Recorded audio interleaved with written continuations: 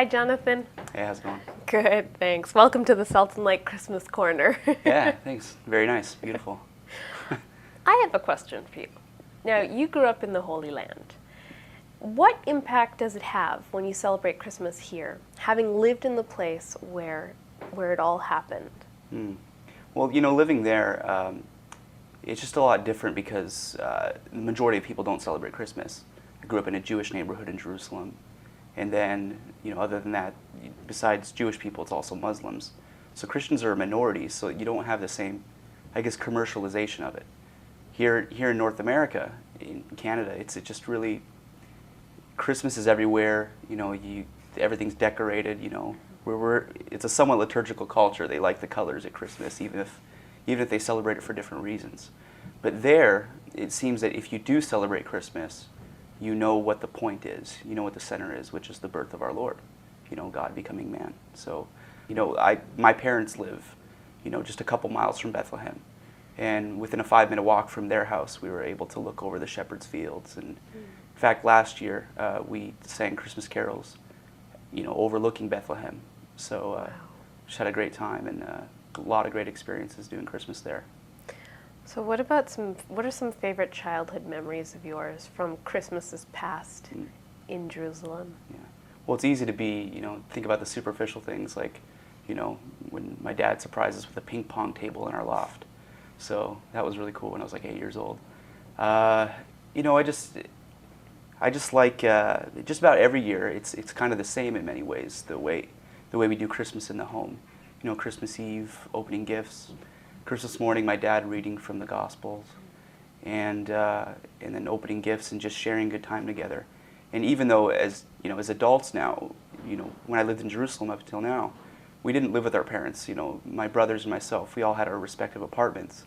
But even though my parents live in a smaller place now, it just didn't seem like Christmas unless we all slept at their house.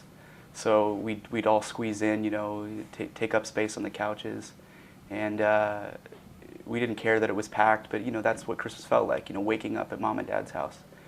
And actually, besides in home, 2 years ago we decided to go into Bethlehem for Christmas Eve, try to get to the Church of the Nativity for a late mass. But obviously we couldn't get in; it's just so packed. So we just hung out at Manger Square, just outside the church, and it was chaotic, but just a good experience. Just having been there, really close to where it all happened. So now you're living here in Toronto. Yeah. And what are you doing? How do you keep connected to all of that? Well, thank God I have my mind and my memories, so I can just dwell on those experiences. It'll be different now because for the first year of my life, I'm not doing Christmas with my immediate family. I'm also worried about the shopping craze here. I don't know how it's going to be. So. Yeah, at least I'll spend Christmas with relatives and, who I feel very close to, and it'll be great. So. One last question. I was Yeah. speaking to other people about the food that happens at Christmas. Is there any one particular dish that reminds you of home, reminds you of Christmas in Jerusalem? As far as beverages, eggnog, obviously. But They have eggnog in Jerusalem? we make it.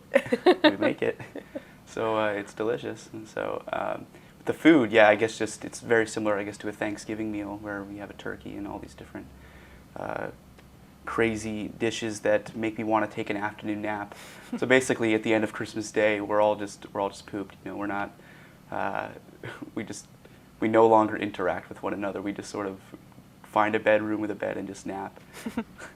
What about the weather? I'm guessing that even though you had a kind of a Christmas that was comparable to family Christmas in North America, I'm betting you didn't have to deal with the snow.